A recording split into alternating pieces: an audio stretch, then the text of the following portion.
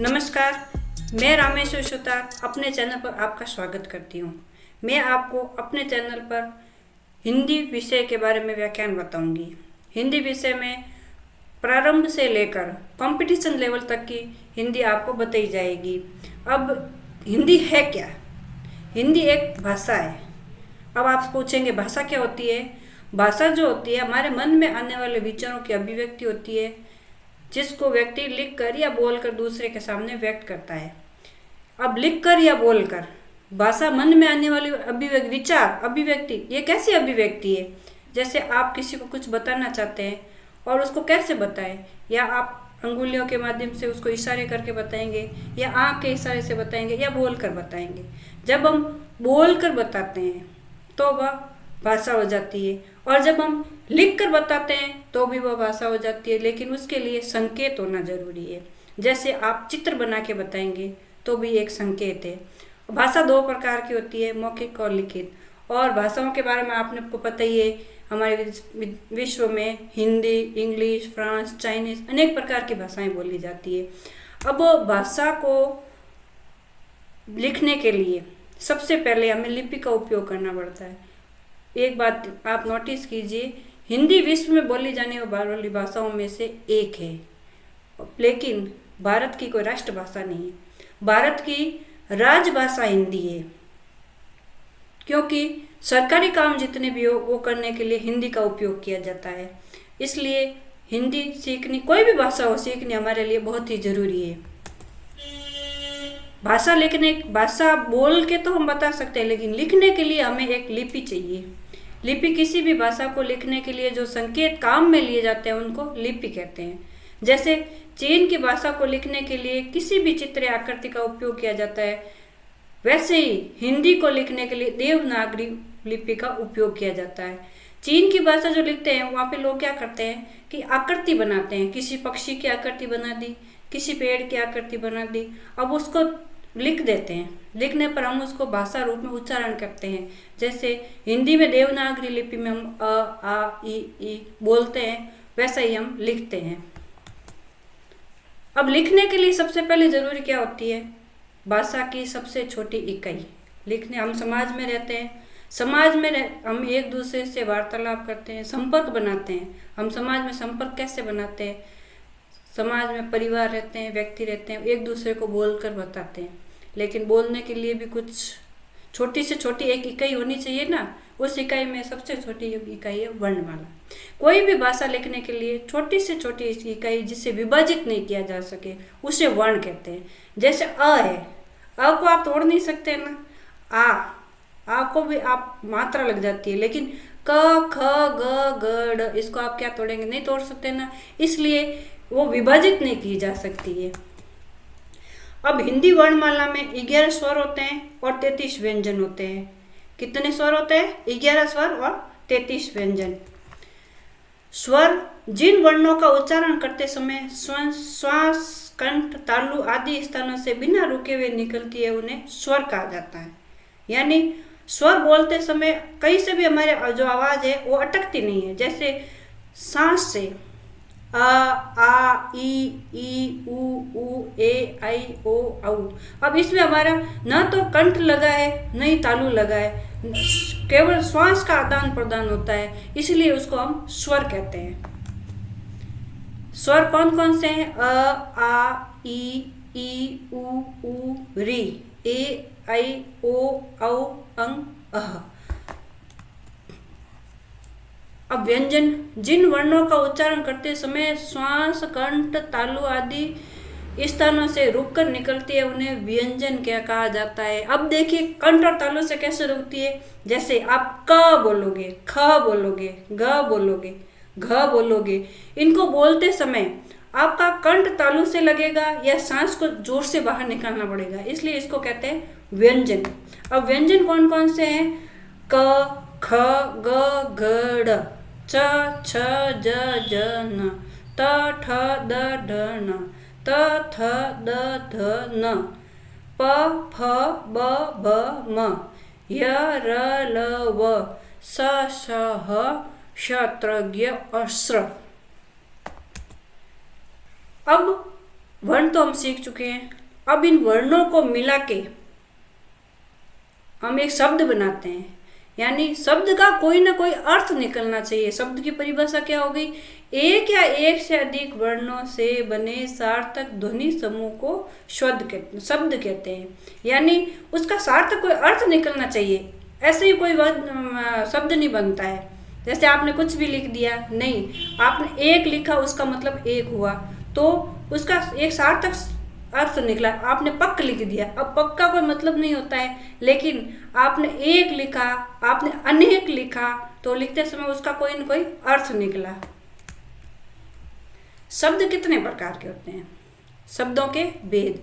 शब्द उत्पत्ति के आधार पर होते हैं, कहाँ से उनकी उत्पत्ति हुई है। हिंदी में जैसे कोई भी अ, आ, इ, उ, इनको जोड़ के हम शब्द बनाते हैं। शब्द कहाँ से आए हैं? शब्द उत्पत्ति के आधार पर, रचना के आधार पर, उसको बनाया कैसे जाता है, शब्दों का जो अर्थ निकलता है उस अर्थ के आधार पर, और उसका प्रयोग हम कहाँ पे करते हैं उसके आधार पर किया जाता है। स्रोत। उत्पत्ति के आधार पर शब्द कितने के भेद कौन कौन से हैं? देखिए, स्रोत के आधार पर शब्दों के 4 भेद होते हैं: तत्सम, तद्भव, विदेशज और देशज। अब तत्सम क्या है? तत् प्लस सम, अर्थात उसके समान।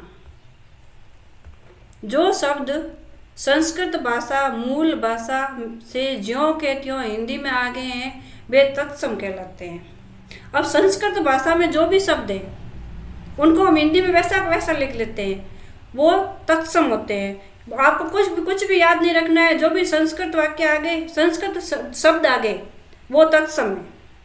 ठीक है ना, समझ में आया आपको? इसका प्रयोग हिंदी में भी उसी रूप में किया जाता है जिस रूप में संस्कृत में किया जाता है। जैसे अग्नि, अग्नि को संस्कृत में भी अग्नि लिखते हैं, हिंदी में भी अग्नि लिखते हैं। क्षेत्र, रात्रि, सूर्य, मातृ। अब हम माता बोलते हैं, लेकिन मातृ जहाँ लिखा होगा वहाँ पितृ जहाँ लिखा होगा मातृ पित्य। जैसे जो भी संस्कृत का, आपको कुछ नहीं याद रखना है, बस ये याद रखना है कि संस्कृत का जो भी शब्द आ गया वो तत्सम शब्द होता है। अब तद्भव, जो शब्द रूप बदलने के बाद संस्कृत से हिंदी में आए हैं वे तद्भव कहलाते हैं। जैसे आग, अब कहीं और से भी हिंदी में आ गए हैं, जैसे अग्नि बोलते हैं, अग्नि को हमने आग बना दिया। क्षेत्र को खेत लिखना शुरू कर दिया, रात्रि को रात लिखना शुरू कर दिया, ये हिंदी में आए हैं। अन्य की पहले कहते तो इनको अग्नि था, लेकिन बाद में क्या बोले? हिंदी आग। क्षेत्र को क्या बोले? खेत। रात्रि को क्या बोले? रात। सूरज को सूर्य को हमने सूरज बना लिया, लेकिन अपने रूप परिवर्तित करके ले लिया और कहीं और से आए हैं। मातृ जो है संस्कृत का है, उसको हमने माता लिख दिया। पितृ जो होता है उसको हमने पिता लिख दिया, आदि। यानी तत्सम याद हो गया आपको संस्कृत, और तद्भव कौन से है? किसी और भाषा को हिंदी में कन्वर्ट करके हमने काम में ले लिया। अब तत्सव और तत्सम रूप है, उनके कुछ उदाहरण मैं आपको बताती हूँ। जैसे आग, आग को क्या बोलेंगे? अग्नि। आग का जो संस्कृत होता है अग्नि होता है। आंसू, अश्रु, आंसू को संस्कृत में अश्रु बोला जाता है, तो तत्सम हो गया अश्रु। वैसे ही नाक, नासिका, आठ, अष्ट, आम, ताम्र, पत्थर, प्रस्तर, ऊंट, उष्ट्र। समझ में आ रहा है ना? जो संस्कृत है वही तत्सम है। कौवा, काक, कछुआ, कश्यप, किसान, कृषक, खेत, क्षेत्र, गवैया, गायक, बंदर, वानर, मीत, मित्र, जेठ, ज्येष्ठ, तिनका, तृष्ण, आज, अद्य, आसरा, आश्रय, काट, काष्ठ। समझ में आया आपको? आप बाकी के भी देख लेना, और भी अधिक चाहिए तो हमारे डिस्क्रिप्शन में देख लेना। अब आपको एक कहावत तो याद आई होगी, क्या? कि बोली एक अमोल है, जो कोई बोले जाने, ये तराजू तोल के तब मुख बाहर आने। यानी तत्समय या तद्भव है, उसका अर्थ क्या निकलेगा यह सब सोच समझ के फिर बाद में बोलना चाहिए, उसका अच्छा असर पड़ता है किसी के ऊपर। अब है देशज।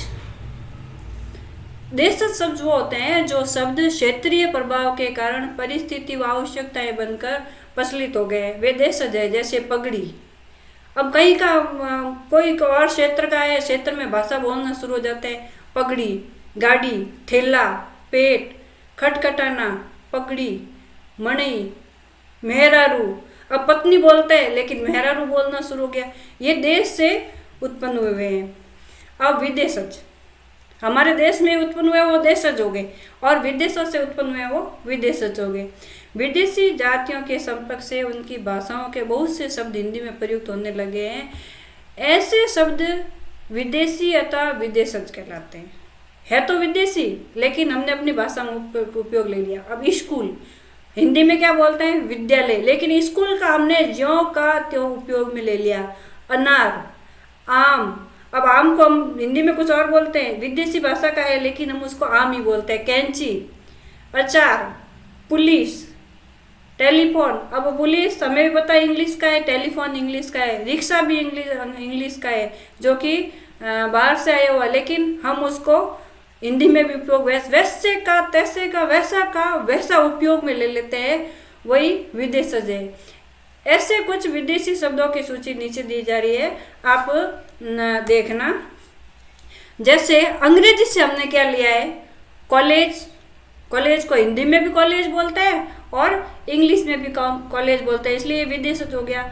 Pencil, radio, television, doctor, letter box, pen, ticket, machine, cigarette, cycle, बोतल, फोटो, डॉक्टर, स्कूल। ये इंग्लिश नहीं पढ़ा रही हूँ मैं, ये हिंदी में वैसे के वैसे लिए हुए शब्द हैं। अब फारसी का देखिए, अनार, चश्मा। अब झरना भी बोल सकते हैं लेकिन हम बोलते हैं चश्मा। जमींदार, दुकान, दरबार, नमक, नमूना, बीमार, बर्फ, रुमाल, आदमी, चुगलखोर, गंदगी, चापलूस आदि, ये फारसी है। फारसी से हिंदी में लिए गए शब्द हैं। अरबी का क्या? औलाद, अमीर, कत्ल, कलम, कानून, खेत, फकीर, रिश्वत, औरत, कैची, मालिक, गरीब आदि।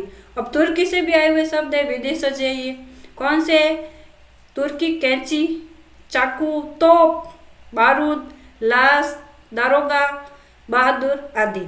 और पुर्तगाली, पुर्तगाल से लिए। पुर्तगाली जो हमारे देश में आए थे वो खुद तो चले गए लेकिन अपनी भाषा छोड़ के चले गए, जिनको हमने हिंदी, हमारी जो संस्कृति है बड़ी समृद्ध है, हम हर किसी को अपना लेते हैं, वैसे ही हमने पुर्तगालियों को भी भाषाओं को अपना दिया। वो चाहे चले गए लेकिन उनकी संस्कृति, उनकी भाषाओं को हमने अपना लिया क्योंकि हमारा दिल बहुत बड़ा है।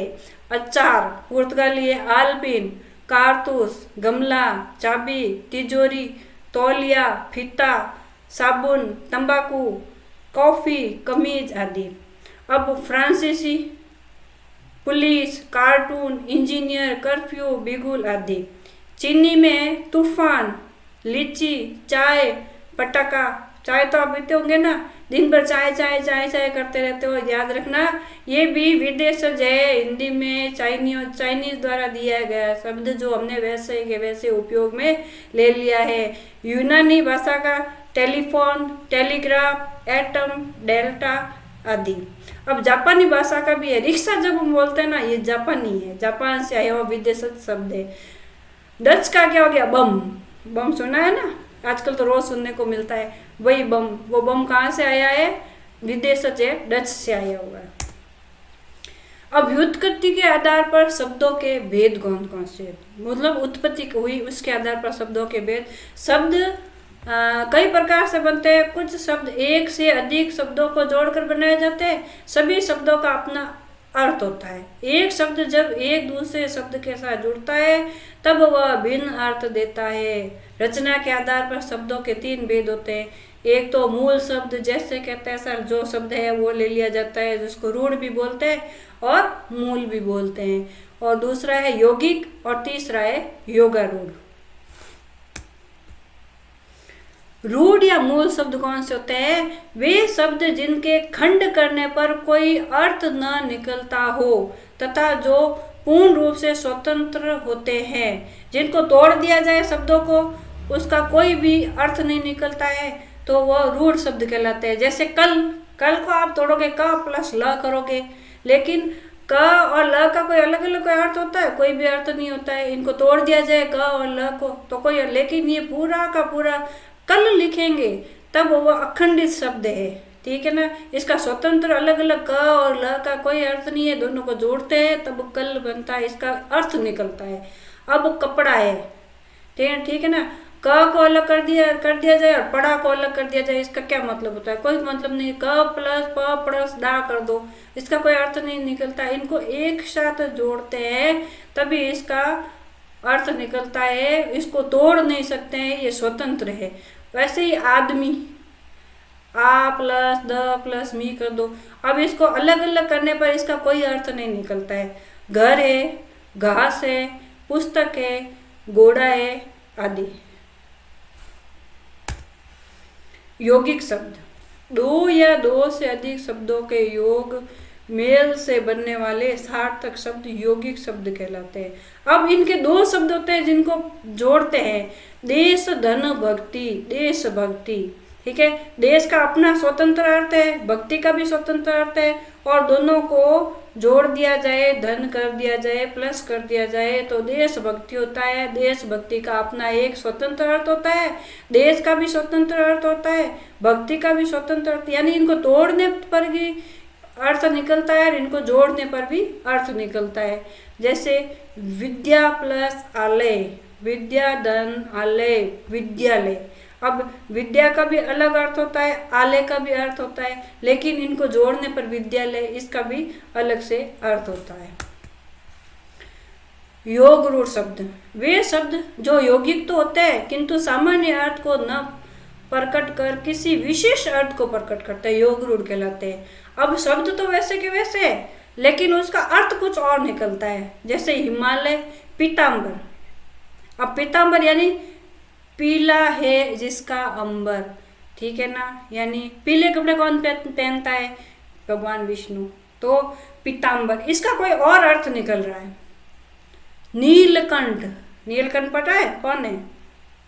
बताओ। महादेव शंकर, यानी नीलकंठ का अर्थ निकला भगवान महादेव शंकर। पंकज, जलद, चतुर्भुज आदि, इन सबके अर्थ अलग। वे शब्द जो यौगिक तो है किंतु सामान्य अर्थ को न प्रकट करके किसी विशेष अर्थ को प्रकट करते हैं, योग रूढ़ कहलाते हैं। अब समझ में आया आपको? अर्थ के आधार पर शब्द भेद। पर्यायवाची शब्द, समान अर्थ बताने वाले शब्द पर्यायवाची शब्द कहलाते हैं।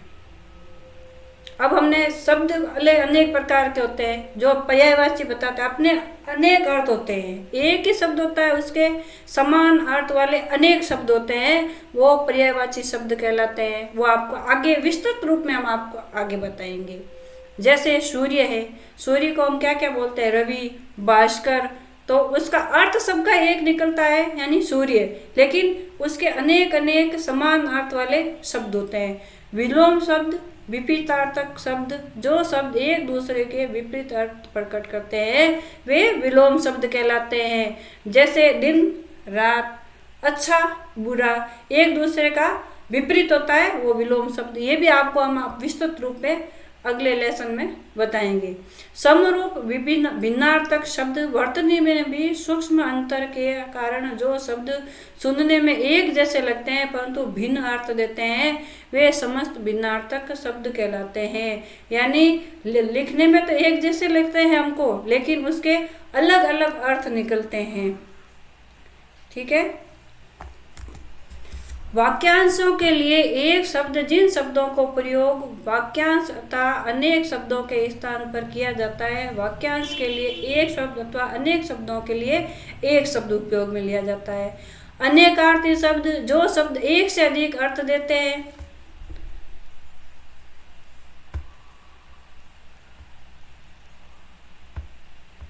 यानी अनेकार्थी शब्द कौन से हैं? जो शब्द एक से अधिक अर्थ देते हैं वे अनेकार्थक शब्द कहलाते हैं। ये शब्द संदर्भ या स्थिति के अनुसार अर्थ देते हैं।